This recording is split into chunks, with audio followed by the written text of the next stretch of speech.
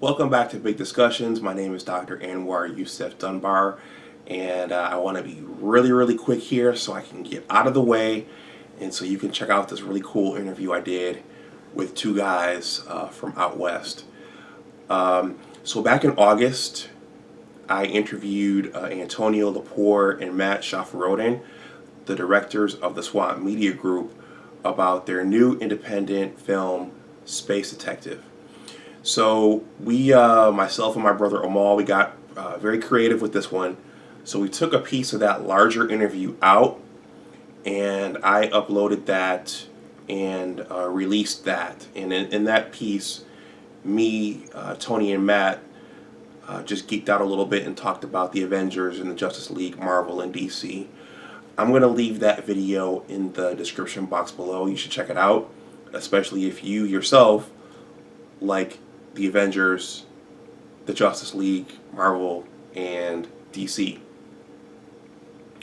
I'm also going to leave my print interview with Tony and Matt from about 2 to 3 years ago, prior to the release of Space Detective. Parts 1 and 2 of that print interview are also going to be in the description box below. And that will give you a feel for who they are beyond this video interview. All throughout this interview, in the description box and actually in some still slides, there will be links to places where you can purchase Space Detective and also paraphernalia from the movie, such as this t-shirt here with Shiro and Jinx, who are main characters in the movie. And I also want to close this intro by acknowledging my brother Amal, who worked his visual effects and media magic with this interview and really made it pop and really added elements to it that I would not have been able to add to it with my limited experience with this editing software we use called Filmora, and just with all the pictures that Tony and Matt gave me, I would not have been able to put together the production you're about to see the way that my brother Amal has. So salute to my brother, and with that, enjoy the interview. Take care.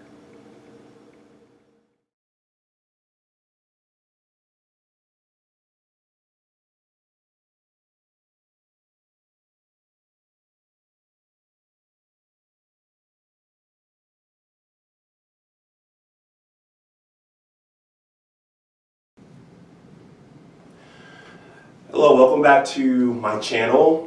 My name is Dr. Anwar Youssef Dunbar. I am the owner of this channel and the founder of this channel, and I am the owner and the founder of the Big Words blog site. The information for my blog and for all of my social media contact info can be found on the banner for this channel. So welcome. So today is August, what's today? It's the 18th. The 18th, yes, because next week I'm having the birthday. I won't say how long. But as you can see, I'm not in my place anymore. No Michigan flag, no Johnson C. Smith University letters on the wall. So I am on location, this time out west in Las Vegas. And as you can see, I have two guests with me this time. This is their first time on my channel, and hopefully we can collaborate again. And as you'll hear, I've known these guys for a little while. So this is... Hi, I'm Antonio Llapur. And I'm Matt Sjafiroeddin. Okay, and I didn't know that it was pronounced that way. Sjafiroeddin, yeah. Okay, so these Tony and Matt are the founders, the chairpersons, the producers of the Swamp Media Group. Yeah. And Us. and so they recently produced an independent science fiction film called The Space Detective. Just And- Space Detective. I'm sorry. There's no the. No, the. Yeah. Okay, thank you. Merchandising. So we actually I did an interview with them. These guys were gracious enough to allow me to do an interview with them in print about 2 to 3 years ago. I actually recorded the interview before the Examiner shut down, and then the Examiner shut down just after I published the first part, and that's when I decided to start my own blog, and that's when I republished the part 1 and the part 2 as well. And since then, they've produced the film, and they agreed to do this follow-up to the first one. So that's what we're going to talk about today. You know, I do some very interesting things on my channel. I have some basic areas that I normally talk about: education, money, science, and sometimes current events and personal stories. As if you read the print interview, Tony and Matt, they spent a lot of time thinking about science, and they did a lot of research in terms of astronomy in developing the Space Detective. And you know, we also, I think in that first interview, we also geeked out for a little bit as well, talking about our common loves for the Transformers and Star Wars and Star Trek and those kinds of things, the 80s media and sci-fi superhero media.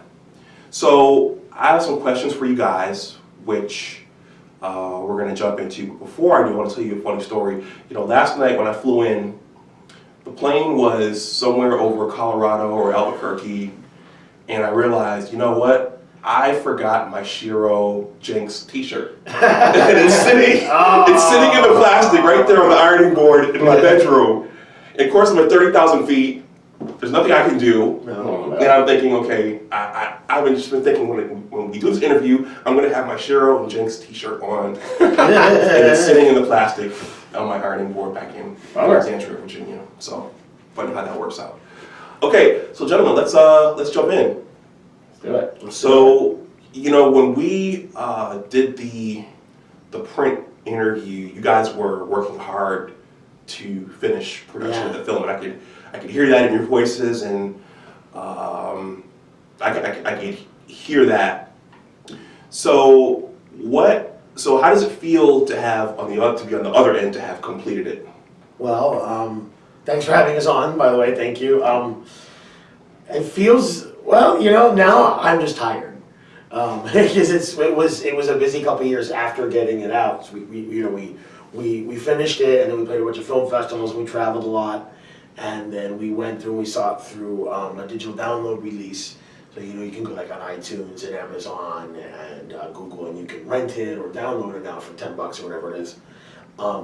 So it's been kind of nonstop, and we're just only now slowing down a little bit. And well, we're slowing down and taking a little break again because we're gonna like relaunch a little bit in a few months when we try to get it on a streaming platform. That's our next goal is to, you know, get it on Amazon Prime or Netflix, so you can. But I mean, it does feel good to. Yeah, it does feel good. I just pooped. to like finally finish it and like have something in your hand, tangible. Mm-hmm. You know, there's a lot of people that have known about this movie for many, many years who are like, you know, where is it? Now it's like, well, here it is. Mm-hmm. And people enjoyed it too, which is nice. People like the movie. It's like we spent all that time, and you know, and it's good. So that's nice. And you know, we've gotten some nice accolades. We've won some awards. We've got to travel with it. We got to show it around the world, and that's neat. Mm-hmm. Yeah, that's pretty cool. I'm glad it's done. All I ever wanted to do when I was a kid was make movies, and I especially liked Star Wars and that type of stuff, and I wanted to make an outer space thing, but I also like comics, and I like weird movies too, like Terry Gilliam movies and stuff like that, and so I think Space Detective kind of contains this whole kind of mishmash of cool sci-fi, mixed with some kind of weird stuff going on as well. A pop art film, I guess, I don't know. Yeah. Okay. So just before we move on, so you guys actually had a whole team. Yeah, we did. Do you guys want to quickly shout out the team? Yeah. Who was... Well, there was, and another thing to add on the other one, it's nice to have, I feel accomplished. Yeah. It's like finishing school or, you know, getting your master's. We did all this work and like we finished. And of course we couldn't do it without the help of our team. And it was, you know, obviously me and Matt and I were at the forefront of it. We wrote and we created the whole thing. We wrote it together. He's the producer, I'm the director. I did the art direction. He built all the costumes and did all the makeup and all the puppets and stuff. And we kind of split the work there. We're the execs. His brother Marcus Sjafiroeddin was in charge of our audio and music department, which is a big part of our movie. He's a classically trained musician, Yeah. so he's played in the Las Vegas Philharmonic. He's been in bands, done a lot of studio work. So like, we were really lucky to have. Yeah, it really classes up the movie. He got helped out by Rico Lee Jr., who plays Zizzo in the movie, the little alien guy. He also helped out with the music. He was co-wrote a lot of the stuff and performed on a lot of the music. And then there's your brother Amal Dunbar, who was kind of been friends with me and Matt forever. We met him at a rave club. He had a Flash T-shirt on, and that's when we kind of like, well, hey, look, the dude got a superhero T-shirt on. Back when no one wore superhero T-shirts out, and he was in charge of our 3D animation. So he did we have a mishmash in animation in Space Detective. So there's a lot of 2D stuff, there's some puppets and all that stuff, and Amal did the 3D stuff. So he did a lot of the bulk share of the spaceship, our main spaceship, Shiro's Ride, which he named. Shiro was our main character. He also did the complicated nightclub sequence, which was the centerpiece of the movie. He built a virtual nightclub with all these little characters and stuff. Really talented, and we had a lot of fun with him. And then there's Charlie Wilson, who was my assistant animator, and he did a lot of the FX animation, like the explosions, and Matt's glowing red eyes. He tracked all that stuff, and he helped me build all the shots.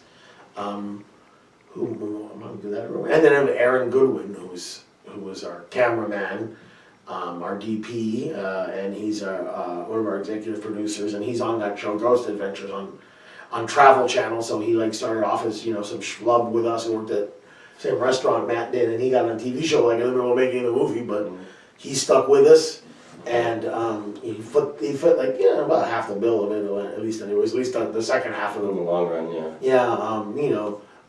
helped us finish the movie, and then took care of all the travel expenses and the release stuff that paying for the Blu-rays and.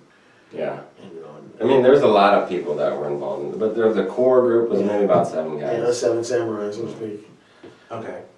So that's kind of how I met Tony and Matt, that my brother was part of the production team. So Yeah. I heard firsthand what all was going into the production. And it's actually very impressive what you guys were able to do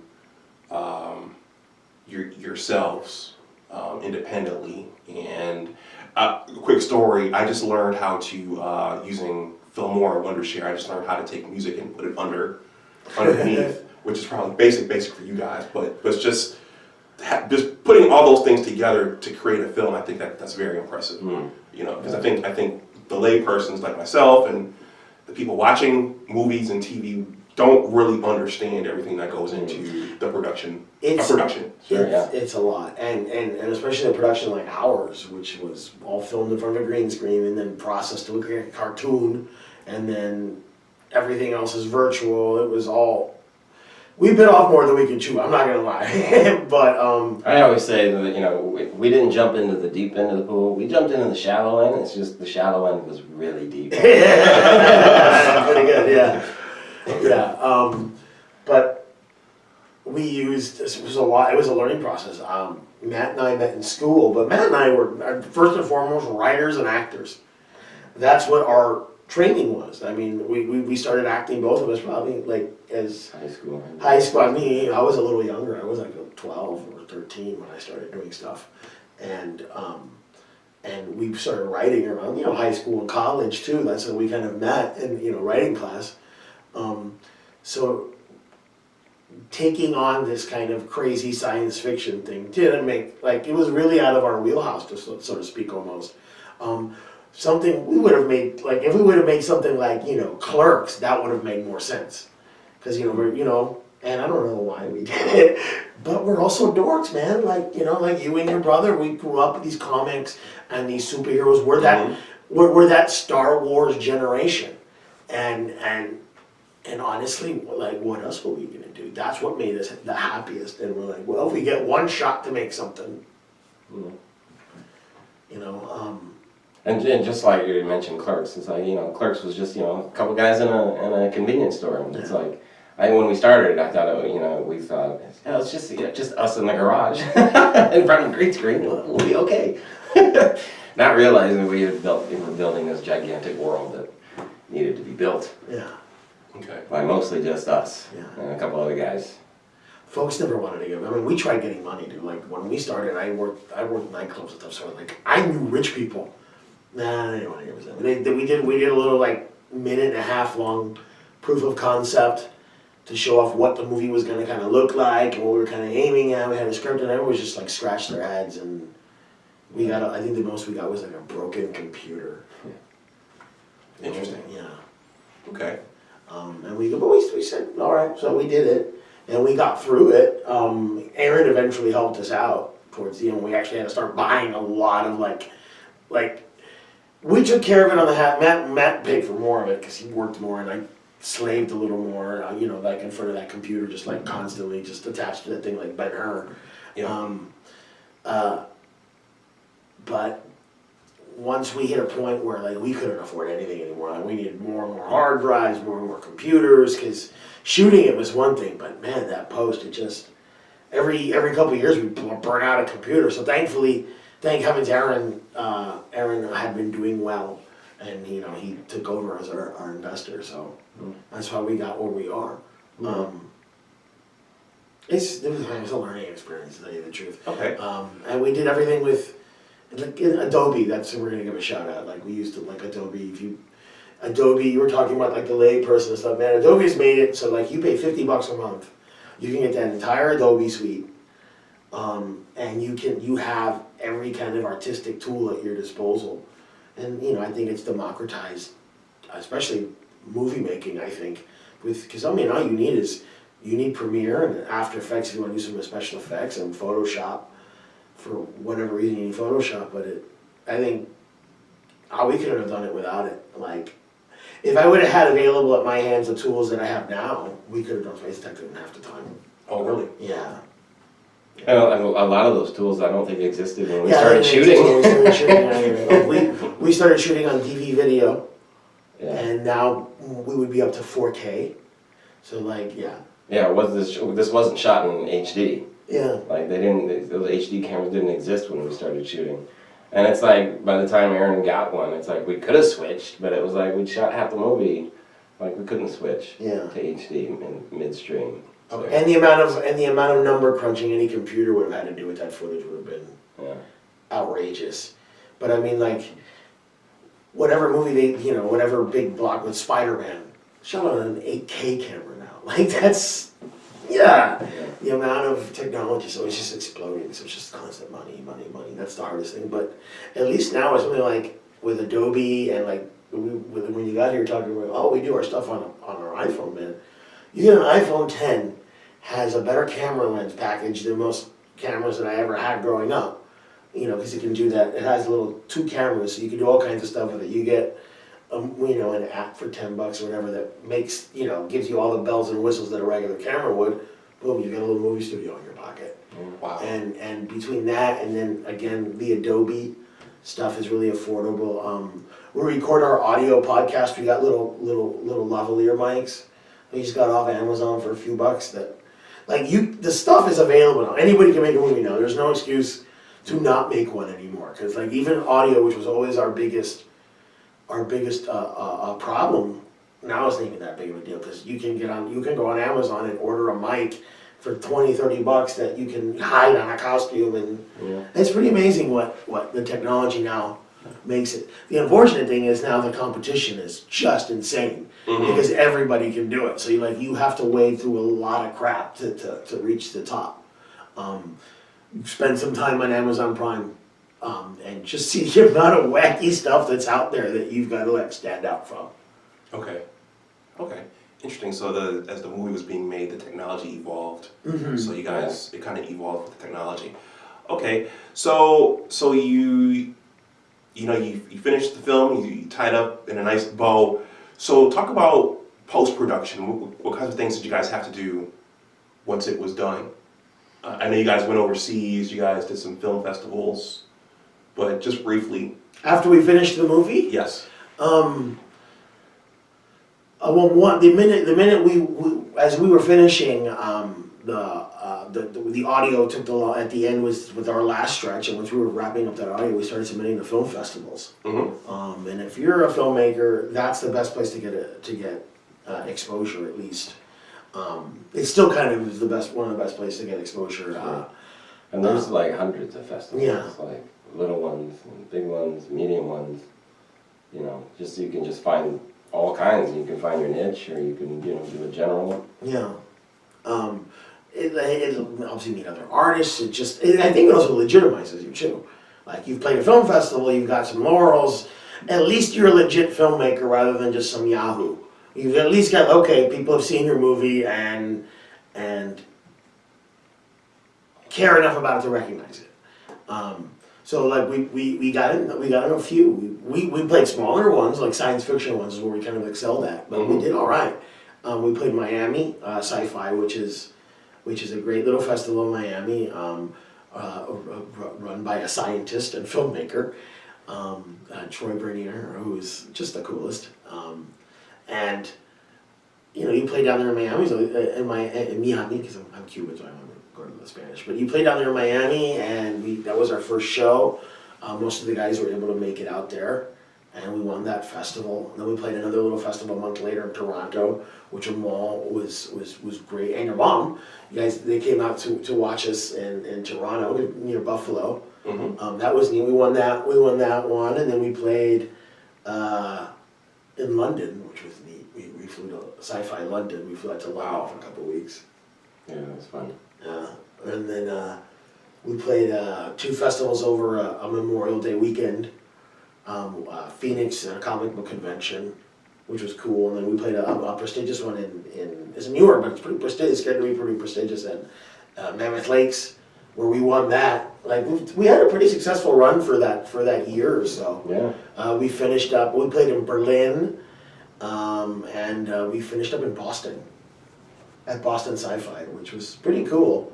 And then from there, we got the movie out. We got it available for sale and stuff now.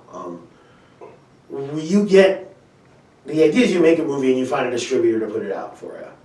And the distributor will advertise and this and that. And man, we talked to a lot of distributors, and no one had a good deal for us. No one really got what our movie was, which is weird because people watch it and they love it, but people do not know how to sell it. Yeah. So we just decided, okay, so we'll just get a little bit more money and we'll do it ourselves. Man, what an education that was. Okay. I don't think I would do it again like that. Or if I did do it again, I know the mistakes and we made and stuff, which means we needed more money, man. It's just all it is. It's just money, just more money, more money. But to distribute it ourselves, you go through something called an aggregator. Mm-hmm. You find services online to take care of it. We used one called Quiver. And essentially works as a distributor for you. You pay a fee up front, you upload your movie, and then they get it into the stores for you. And by stores, I mean iTunes or whatever it's going to be now, Apple Movies now, Google Play or Amazon Prime, whatever. They'll put it there for you, and they'll take care of all that stuff. But that leaves us having to advertise. And advertising, you learned a lot. Mm-hmm. We learned a lot about that. Like, you gotta put money into it, but you buy ads through Google. So when you do web searches, your stuff pops up. You buy ads on YouTube, so you're watching, a YouTube video. Here comes an ad. Boom, it's your movie. Mm-hmm. But the stuff is not cheap. We spent about $2,000, and it just covered a month, and still it was a small, not even 500,000 reach on a lot of that stuff. Instagram is also very good.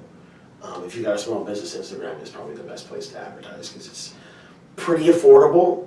I mean, don't get me wrong, you're going to spend money on it, but it's affordable, but the reach is really good. Yeah. We got a lot of business out of Instagram and in the YouTube ads. Okay. So you can use Instagram to market? Yeah, Instagram marketing is, you can use Facebook and you can use Twitter, but I feel that Instagram is probably the best right now for social media marketing. I think, anyways. That's where we saw the most results from. That's where we got the most web hits, followers, and everything was off our Instagram. Granted, Most, like, comments too, and responses Yeah. from people, was mostly from Instagram rather than Facebook or whatever else. Yeah. But I think it depends on what your product is, or for us, it's entertainment, and it's very visual entertainment. So Instagram worked pretty well for us. We're learning about Facebook groups. That's probably our next step to reach out. That's their new push right now, is the groups. So it's like, if you want to be an independent artist, man, you got to learn how to be a marketing guy. You got to learn how to be a producer. You got to learn how to be a company, because You have to wear several hats. yeah, you have to wear several hats. That's the hardest thing, I think, probably from the whole. I'm an artist, man. I just want to tell stories and make pretty stuff and, you know, stimulate people's minds. Being a salesman was not what I signed up for, but, you know, you do what you can to get your art out. We've gotten it out and people are watching it, which is great. You know, and hopefully now when we get on Netflix or Amazon Prime or Hulu or something like that, where the cheap folks that don't want to pay the rental fee for it, we'll be able to reach more folks. We'll make less money for sure, but the reach will be greater. Okay. So at the end of the video, I'm going to ask Matt and Tony where you can find a copy, where you can download a copy of The Space Detective. So we're going to get there. Once again, our original print interview will be in the description box below, and you can see a trailer, or you see the trailer for the Space Detective there. Please like the video if you watched us this far. Please click the thumbs up button. So creating something from scratch of your own is very, very difficult, whether it's music, a book, or a movie. I'm working on a book right now, and it's a lot of work. So, and then when you tell people about it, you get the questions, like you said, when's it going to be done? When's it going to be done? When's it going to be done? When are we going to see it? What did you guys learn from all this? And what would you change in your production process going forward? More money. Well, you know what I learned? What we learned Yep. is that we can do it. Okay. Yeah. Is that we can make a movie. Like, that's not something everybody can do. And making a feature that like Space Detective is a real movie. Like, it's cheap and this and that, but like, it sounds right, it looks cool, it's got very original sounding music, it's got a beginning, middle, and end. It's not a mess. It's weird. Don't get me, you watch Space Detective, it's a weird movie. But it's a movie. And it works. And we can do that. We can make another one. But what we're going to change, what this guy said, obviously money. We're not going to go into another movie underfunded. We're going to go into a movie funded properly. And yeah, obviously with like a proper, like, you know, production value and production teams. Like, I mean, you know, like we did a lot ourselves on this, and obviously on something much bigger, you're going to have departments and department heads and, you know, their own people involved. And it's like, having gone through Space Detective, having gone through all those departments ourselves, it's kind of like, we've kind of cross-trained a little bit on all those departments. So it's like, you know, I did a lot of the makeup and the props and the wardrobe. And it's like, on something bigger, obviously you're going to have whole department teams doing that kind of stuff. And it's like, I don't look at that, you know, and like feel nervous, like, oh my God, all these people. I look at it and go, oh, thank God, there's so many people to do that stuff now. Like, I'm looking forward to that, actually. So yeah, that's one of the things I've learned. Yeah, not going the guerrilla route anymore. I mean, like, we were artists determined to make our art. Now we realize, well, we have to be businessmen and be professional at the same time. We're still going to be the artist part. But I think that'll free us, though, to be more. I want to be able to worry about story. I don't want to have to worry about, you know, if Matt's got enough paint for the makeup, you know, or some. But yeah, I would think going forward, definitely more money. That'll solve everything, and that really like. Now getting money in the future is that's the big question. Are we gonna do you know, for our next project? Will it be a crowdfunded thing? That we see that a lot. There are filmmakers in town that they, you know, make kind of like schlocky horror movies with like, you know, B movie actors and stuff, and they crowdfund their movies, and you know, $500,000 doing this. But I don't know if that's something we could do, because I'm sure whatever we do next is going to be weird and kind of niche, and I don't know if we could raise $500,000 or $1 million to make something. But one thing we've learned is people want to work with us now. when before we had a hard time finding folks to do stuff. Mm-hmm. Now I get hit up all the time. Hey, I'll work for free, which is cool. We've met folks that we think would put money into it, you know, like, or folks are saying, oh, we can raise the money for you. We've done enough now. We've established those are enough that I think we'll be able to make another project and have it be a little bit more legitimate than what we did. Essentially, a long way to get there, but that's what I mean. Mm-hmm.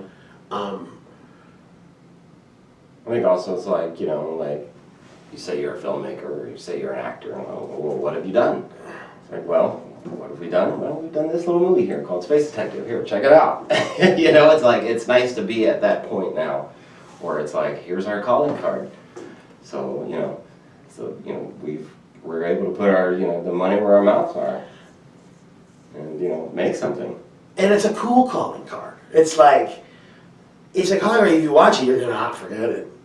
You know what I mean? Like, it definitely says, ooh, these guys are talented and they've got something to say. Which hopefully when we start our next thing, that'll play significantly into it. Okay. Yeah, I imagine just the experience of doing it, completing it, will just make the next one just that much more efficient. I will tell you this much. For me, there was a down point after it finally dropped and it was out, and I got really bummed.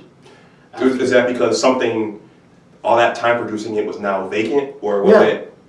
Well, yeah, there's a bit of that, and I don't know. They talk about like, I don't want to like diminish anyone's struggle, but like, you know, like a postpartum depression almost. It's like, oh, I did all this work and now I hate it. I'm tired.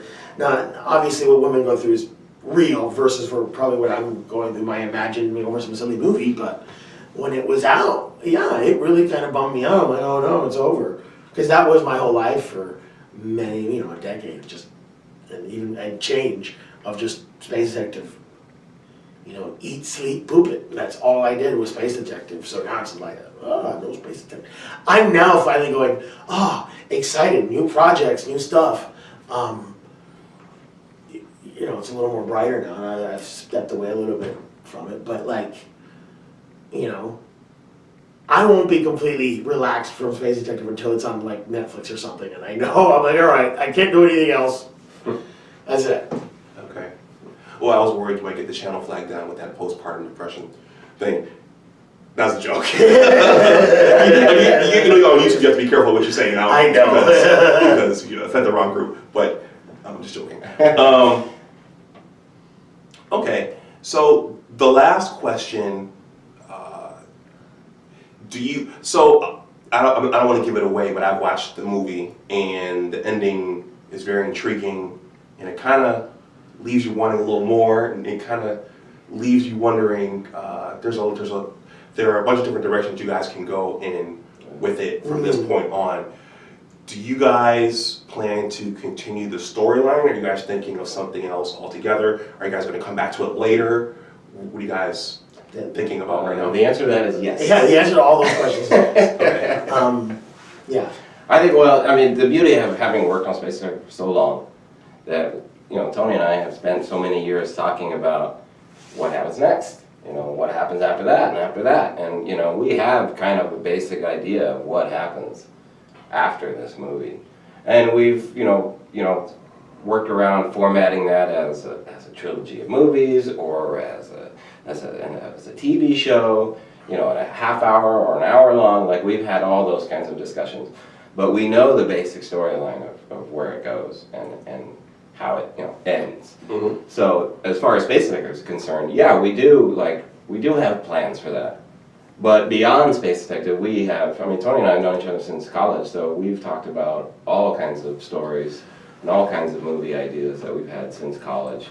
And I've written down every one of our ideas, so it's like, we literally have, you know, at least a good dozen ideas that are like, oh, this could be something we could do next, or right after this, or after that. So it's like, we have those discussions, we have those talks, and we kind of like, we're like ready as far as that stuff is concerned. As far as Space Detective more, I mean, like, that ending, the way it kind of goats you into, ooh, I want more. I mean, we did that kind of on purpose, because we wanted always to do more, but there's also an artistic reason to it. You know, like there's a big comment on popular culture Space Detective is. If you watch it, yeah, it's this fun little yarn and all this stuff, but if you watch it, it's a comment on pop culture and on our obsession with pop culture. So everything is kind of laced into that. So there's all these little references and Easter eggs, and that ending of like that almost cliffhangery ending is on purpose because these movies end like that. Every Marvel movie's got another one, it's gonna end as we're setting up another one. So I think Space Detective does that artistically too. So if there was never another Space Detective anything, I would still be artistically satisfied because I did what I wanted to do. That being said, we've done a little bit more than talk. Yeah. And what we've come up with for Space Detective is awesome. Oh, boy. It is awesome. It's maybe something for Netflix or something like that, but I don't want to give too much away, but it's neat and can really, really work.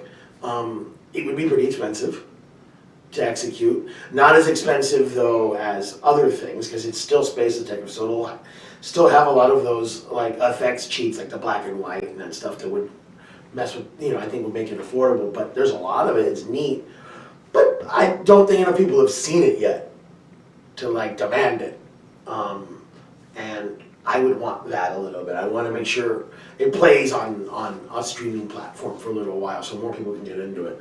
But that being said, we're ready to pitch it, like we have an agent, we're just kind of like working through some stuff because we're writing another movie too. Right now we started writing something that's the opposite of Space Detective. It's still an adventure, and there's still special effects, and there's still monsters and stuff in it, but it's got cowboys, and we won't say too much, but who knows? We're kind of at that point right now that everything is kind of possible. Mm-hmm. We're wrapping up Space Detective and starting our next, and kind of gearing up our next phase. We're gonna revisit an old short that we did. We're gonna drop that in a couple months. We're gonna revisit it with like updated special effects and looks and stuff. We're not gonna say too much because we just want to like drop it out of nowhere, like a Beyonce album. Okay. But as a kind of a palate cleanser too, something we worked on before Space Detective, and we're just finishing it up now afterwards. But by the end of the year, I think we'll have a better idea. By Christmas, we'll definitely have enough of this new script to know if we want to like focus on making that or what have you before we're ready to start pitching Space Detective. Again, it just depends on where it ends up streaming wise. That's the next thing. And we're doing a podcast. We're going to be launching that in a couple of months, and we've done a few episodes already. We recorded, which is behind the scenes, kind of our journey. Lots of jokes and stuff, I guess. And we'll be doing that, and we've got another couple singles of music from the movie that we're gonna release. Okay. A couple little Space Detective things here and there, and yeah. So we're still kind of in a post Space Detective stage. Yeah. We're still like releasing stuff, singles, whatnot. We're still working on. So we do one launch. Yeah. And now we're gonna do. Oh, so we did I guess 3 launches really. Like our first launch was when we started the film festival circuit, and it was that was we launched there for that year or so. And then our second launch was our download release, where you can download the movie or rent it, or you can order a Blu-ray from us of it. And now our third launch is going to be the streaming platform, and that'll be the last one. Okay. So 2 questions. What's the channel for your podcast, or is it on YouTube, or is it going to be on iTunes, or? We don't have a channel yet. Well, we have our channel is Space Detective on YouTube. As far as the podcast, it's going to be an audio podcast. Okay. Rather than a video one. We're gonna have a little. What we're doing is we're gonna be doing short video ones and then a more involved long audio one. So the short ones will probably be on YouTube and our Instagram, and then the long ones will probably be Apple or SoundCloud or whatever. We haven't really decided yet. We're getting there though. Okay. Brand new for us. We hadn't even thought of doing a podcast or anything like that. But Aaron. He's like, guys, do a podcast. People like listening to that stuff while they're driving to work or while they're running or working out or whatever. So. And it's been fun doing those. Yeah. Like we were really like breaking down, getting into like all the stuff that we did over the years, and highlighting specific subjects here and there and stuff. So it's been fun. But I mean, when those drop, your best places to follow us online, follow us at hashtag Space Detective pretty much anywhere. Mm-hmm. But you know, we're on Facebook, we're on Instagram at Space Detective Movie, and we're on Twitter at Space Dick Movie, DIC Movie. So you can find us at that hashtag Space Detective, and then on our website, which is spacedetectivemovie.com. You'll be able to find whatever you want there, sign up for a mailing list, buy t-shirts like you were talking about. You have your Space Detective t-shirt, buy this beautiful t-shirt there as well, and ball caps and stuff. You know, it's our hub. So we're around.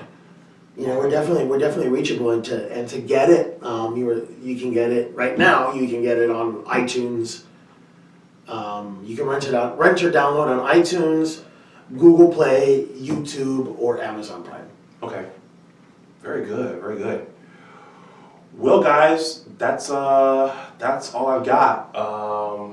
If you don't have any more comments, thank you for letting me, follow this ride a little bit, and I look forward to seeing what else comes out of this one. You know, and thank you very much, Dr. Dunbar.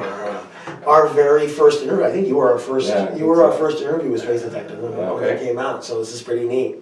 Yeah. How about that? So thanks a lot, man. Okay. And I gotta tell you, it's a trip because I'm sitting here. I'm like, wait a second, that's not a mall. You still you sound like them. Yeah, I know. Look like them. Yep.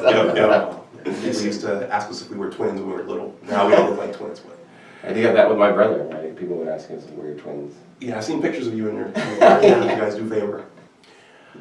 Okay, well, gentlemen, thank you for the second interview. You're welcome. Totally. Thanks, dude. Thank Matt you. Anwar, thank you.